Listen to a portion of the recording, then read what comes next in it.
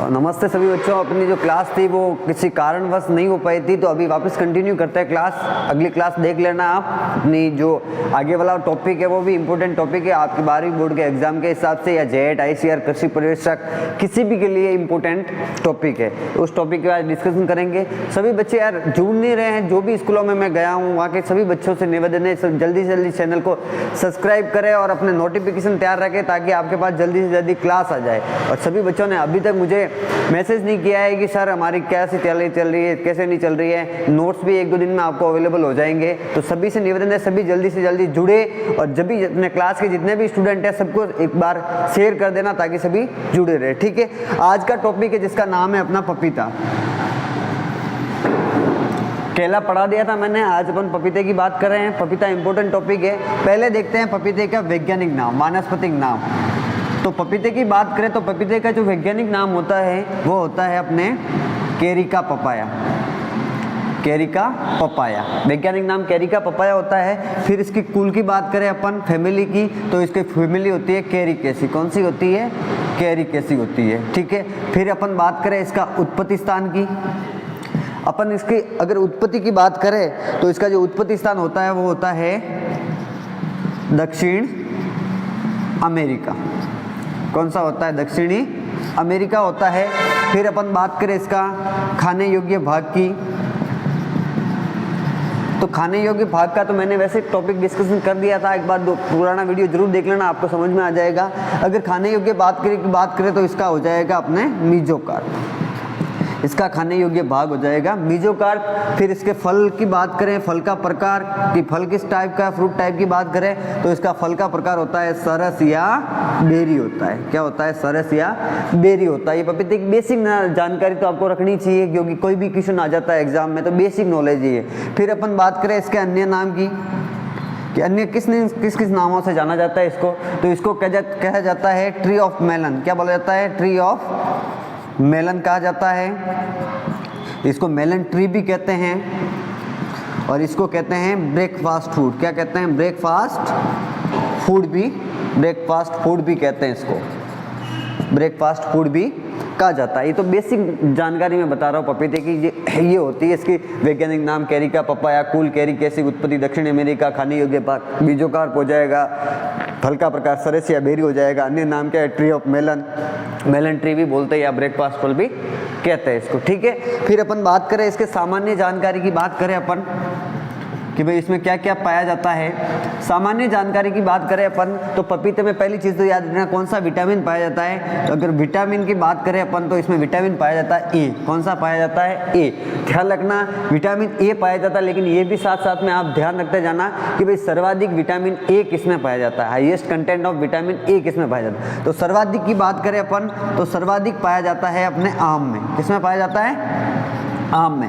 आम में भाई कितना पाया जाता है? तो याद रख लेना 4800 IU, और IU का मतलब होता है इंटरनेशनल यूनिट। इंटरनेशनल यूनिट होता है। इसके बाद बात करें तो मैंने अभी बताया कि पपीते में पाया था, तो पपीते की बात करें अपन तो पपीते में पाया जाता है लगभग 20 IU के लगभग। पहले नंबर पे आम है, सेकंड पे पपीता है। ये इसकी बेसिक जानकारी कि इसमें कौन सा विटामिन पाया जाता है। इसमें विटामिन पाया जाता है ए। ठीक है, अब बात करें अपन कि भाई ये चीज़ कई बार एग्जाम में पूछी जा सकती है। आपके 12th के लेवल में तो नहीं पूछी जा सकती, लेकिन अगर आप जेट का ICR का एग्जाम दोगे, एग्रीकल्चर सुपरवाइजर का एग्जाम दोगे तो पूछी जाएगी कि पपीता पहली बार भारत में कब आया। क्योंकि एक बार फूल गोभी का क्वेश्चन आया था, इसी तरह पपीता भी पहली बार कब आया था। तो पपीता बात करें तो पपीता पहली बार बात करें अपन, पहली बार की बात करें तो पहली बार आया था ये 16वीं शताब्दी में। कब आया था?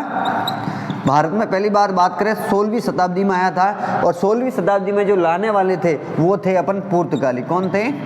पुर्तगाली लोग थे जिन्होंने पहली बार भारत में पपीता लेकर आए थे। ठीक है, ये भी बात साथ साथ में आप ध्यान रखना। अब बात करें इसके उत्पादन की अपन, प्रोडक्शन की। विश्व में बात करें तो विश्व में अगर आपको उत्पादन में पूछे तो विश्व में अगर उत्पादन में पूछे तो भारत का कौन सा स्थान है? विश्व की बात कर रहा हूँ, भारत का स्थान है प्रथम। कौन सा है? फर्स्ट स्थान पे भारत आता है। अगर उत्पादन की बात करें अपन पपीते की, उसी तरह मैंने एक चीज बताई थी कि भारत में सर्वाधिक जो आम का उत्पादन होता है वो भी कहाँ होता है? भारत में होता है। 54% के आसपास होता है। कितना होता है? 54% के आसपास होता है। अब बात करें अपन आगे इसके पुष्पक्रम की, इसका पुष्पक्रम क्या कैसा आ जाता है, तो इसके पुष्पक्रम की बात करें अपन पपीते की, तो पपीते की यही मैं लिखता हूँ पुष्पक्रम। पुष्पक्रम की बात करें अपन पुष्पक्रम, तो इसका जो पुष्पक्रम होता है वो होता है पेनिकल। कौन सा होता है? पेनिकल होता है। कैसा होता है? पेनिकल। पुष्पक्रम क्या होता है इसका? पेनिकल होता है। वेरी साथ साथ में आप पढ़ते रहना ताकि आपको जल्दी से जल्दी दिमाग में बैठ जाएगा। मैं सिंपल तरीके से आपको बता रहा हूँ, ठीक है। फिर अपन बात करें इसके परागण की, तो परागण दो तरह के होता है, एक तो स्वपरागण होता है, एक पर परागण होता है। कैसा होता है? स्वपरागण या पर परागण। स्वपरागण का मतलब होता है वो खुद के अंदर ही पौधों में स्वपरागण होगा, पर परागण का मतलब किसी अन्य द्वारा होता है। तो ध्यान रखना, जो पपीता की बात करें अपन, तो पपीते में पाया जाता है अपने पर परागण। क्या पाया जाता है? परागण की बात करें, परागण की बात करें अपन, तो पपीते में पाया जाता है अपने पर परागण। क्या पाया जाता है? पर परागण। और पर परागण में किसके द्वारा होता है? वायु द्वारा होता है। किसके द्वारा होता है? वायु द्वारा होता है। अब आगे की बात करें, मेन इंपॉर्टेंट टॉपिक आ रहा है। क्या आ रहा है कि पपीता एक लिंगाश्री पादप होता है। कैसा होता है? एक लिंगाश्री पादप। एक लिंगाश्री का मतलब मैं लिख रहा हूं अभी, पपीता होता है अपने, पपीता एक लिंगाश्री पादप है। एक लिंगाश्री पादप है। इस एक लिंगाश्री का अर्थ क्या होता है? बात डिस्कस कर। एक लिंगाश्री का मतलब होता है अपने पास एक पौधा खड़ा है, या तो इस पे होगा नर, एक दूसरा पौधा खड़ा है अपने आप पे, इस पे क्या होगा? मादा होगा। क्या होगा? मादा। नर व मादा का अलग अलग पौधों पर पाया जाना, नर व मादा का अलग अलग पौधों पर पाया जाना क्या कहलाता है? एक लिंगाश्री। इसलिए ध्यान रखना, अपने घर पे कभी भी देखना कि पपीता खड़ा हो, अकेला पपीता खड़ा होता है तो कभी उस पे फल नहीं आते। अकेला पपीता खड़ा हो तो उस पर फल नहीं आते। उसका मेन रीजन क्या है कि पपीता कैसा होता है? एक लिंगाश्री पादप होता है। इसमें नर व मादा क्या पाया जाता है? अलग अलग पौधों पर पाया जाता है। अगर अलग अलग पौधों पर पाया जाता है तो उसमें कैसा होगा? इसलिए ध्यान रखना, पपीता का बाग लगाते हैं ना, बगीचा लगाते हैं, तो बगीचे लगाने से पहले यही देखा जाता है कि पपीते में नर कितने प्रतिशत ले रहे हैं और मादा कितने प्रतिशत लेते हैं। ये इंपॉर्टेंट क्वेश्चन भी है, ध्यान रखना। अगर कोई बाग लगाते हैं अपन, तो अपन को 1% तो नर लेने हैं और उसको 10% क्या लेने हैं? मादा लेने हैं। क्या लेने हैं? मादा। तब इसका बैलेंस सही रहेगा और इसमें जो जनरेशन क्रिया भी जल्दी से हो जाएगी, ठीक है। ये सिंपल है। फिर अपन बात करें पपीता कैसा होता है, तो पपीता होता है, अपने ध्यान रखना, क्लाइमेट्रिक पादप होता है। कैसा होता है? क्लाइमेट्रिक पादप। क्लाइमेट्रिक पादप होता है। क्लाइमेट्रिक का मतलब मैंने बता दिया था, वापस बता देता हूँ। क्लाइमेट्रिक क्या होता है? एक होता है नॉन क्लाइमेट्रिक। क्या होता है? Non climacteric. एक होता है क्लाइमेट्रिक और एक होता है नॉन क्लाइमेट्रिक। क्लाइमेट्रिक का मतलब ये होता है कि ऐसे फल, देखो मैं सिंपल तरीके से बता रहा हूँ आपको। आपके घर पे कोई मान लो चलो पपीता खड़ा है। क्या खड़ा है? पपीता। पपीते को आप अगर कच्चा तोड़ के लाओगे, अपने घर पे रखोगे तो पकेगा कि नहीं पकेगा? पकेगा। इसका मतलब उसकी श्वसन क्रिया क्या है? चालू है। तुड़ाई के पश्चात भी उसकी श्वसन क्रिया क्या है? चालू है। इसका मतलब वो कैसा फल हो गया? क्लाइमेट्रिक। और ऐसे फल जिनको अपन कच्चे तोड़ के ले आए लेकिन वो पकेंगे नहीं, मतलब उनकी श्वसन क्रिया क्या हो जाती है? खत्म। उनकी श्वसन क्रिया कहाँ कंप्लीट होगी? पौधे पर ही कंप्लीट होती है। उसे क्या कहते हैं? Non climacteric. ये दोनों कंसेप्ट क्लियर है? ऐसे पौधे, ऐसे फल जिनकी तुड़ाई के पश्चात भी श्वसन क्रिया जारी रहती है, उन्हें क्या कहते हैं? क्लाइमेट्रिक। और नहीं जारी रहती उन्हें क्या कहते हैं? Non climacteric. ये भी कंसेप्ट क्लियर है। तो अपन पपीते की बात करें तो पपीता कैसा होता है अपना? क्लाइमेट्रिक पादप होता है। कैसा होता है? क्लाइमेट्रिक पादप होता है। अब 2 पॉइंट इंपॉर्टेंट वाले। पपीते अगर पाला देखा, पाला पपीता, ध्यान रखना, पाले के प्रति भी क्या है? पाले के प्रति भी क्या है? सर्वाधिक संवेदनशील। क्या है? सर्वाधिक संवेदनशील। ये जेड में क्वेश्चन आया हुआ है कि पपीता पाले के प्रति सर्वाधिक संवेदनशील पादप कौन सा है? पाले के प्रति सर्वाधिक संवेदनशील पादप कौन सा है? तो पाले के प्रति अपन बात करें तो पाले के प्रति सर्वाधिक संवेदनशील पादप कौन सा है? अपना पपीता है। कैसा है? पपीता। दूसरा पॉइंट ध्यान रखना, पपीता जल भराव के प्रति भी, किसके प्रति? जल भराव के प्रति भी क्या है? सर्वाधिक संवेदनशील। क्या है? जल भराव के प्रति भी क्या है, सर्वाधिक संवेदनशील। जल भराव के प्रति क्यों भाई, ध्यान रखना पपीते के जो स्टेम होता है इसमें अगर जल लग जाए तो सड़ने लग जाता है। क्या लग जाता है, सड़ने लग जाता है, कवक लग जाते हैं इसमें, कवक द्वारा सड़ने लग जाता है। इसलिए ये क्या है, जल भराव के प्रति भी क्या है, संवेदनशील पादप है। अब बात करें अपन पपीते में कि भाई अगर पपीता पका हुआ होता तो अपन खा लेते हैं, लेकिन ध्यान रखना पपीता अगर कच्चा हो, और कच्चा आकर ध्यान रखना पपीते में दूध निकलता है। क्या निकलता है, दूध। उस दूध को दूध नहीं कहते अपन, उस दूध को कहा जाता है पेपेन। क्या कहा जाता है, पेपेन कहा जाता है। बताऊंगा पेपेन का क्या उपयोग है, क्या होता है पेपेन। पपीते में एक उत्पाद बनता है, उत्पाद का नाम है पेपेन। क्या नाम है, पेपेन। पेपेन क्या होता है, एक कच्चा प्रोटीन होता है। क्या होता है, कच्चा प्रोटीन बोल सकते हैं अपन, कच्चा प्रोटीन बोल। अब पपीता पेपेन कब इकट्ठा करते हैं, जब पपीता फल लग गया, तो फल लगने के अपन 3 से 4 माह बाद, या अपन कह सकते हैं 100 दिन बाद। 100 दिन बाद क्या करते हैं, उस पेपेन को अपन क्या करना है, इकट्ठा करना है। इकट्ठा करने की अवधि यही होती है 3 से 4 माह, या अपन 100 दिन मान सकते हैं। इसमें अपन पेपेन को इकट्ठा कर सकते, इसके बाद पपीते को पेपेन को इकट्ठा कर सकते हैं। फिर बात करें पेपेन का उपयोग किस में करता है अपन, कच्चा दूध होता है तो उपयोग किस में करते हैं, ध्यान रखना इसका जो उपयोग करते हैं ना अपन, वो उपयोग करते हैं एक तो दवाई बनाने में, दवाई उद्योग। किसमें, दवाई उद्योग में इसका मेन काम में लेते हैं। दूसरा अभी आपने बात की होती चमड़ा उद्योग, कौन सा, अपने जो नाई होते हैं ना, नाई बोलते हैं जिसको, जो जूते मोजड़ी बनाता है, चमड़े की कोई वस्तु बनाता है, उनमें ये चमड़े को मुलायम करने के लिए इस पेपेन का उपयोग किया जाता है। किसका, फिर अपन बात कर रहे हैं कि अन्य किस में कर लेते हैं, इसमें कौन सा एंजाइम पाया जाता है, तो इसमें एंजाइम की बात करें अपन तो इसमें एक एंजाइम होता है पेप्सिन। कौन सा, पेप्सिन नामक एंजाइम पाया जाता है, जो अपने जो पाचन तंत्र होता है ना, पाचन तंत्र में सहायक होता है, पाचन तंत्र में सहायक होता है। ये जो पेप्सिन एंजाइम होता है, ये पेप्सिन एंजाइम किस में पाया जाता है, पेपेन में पाया जाता है। और ये पेप्सिन एंजाइम किस में सहायक होता है, अपने जो पाचन क्रिया होती है उसमें सहायक होती है। अब बात करें पेपेन, तो पपीते की किस्म होती है, किस्म का नाम है CO5, CO5।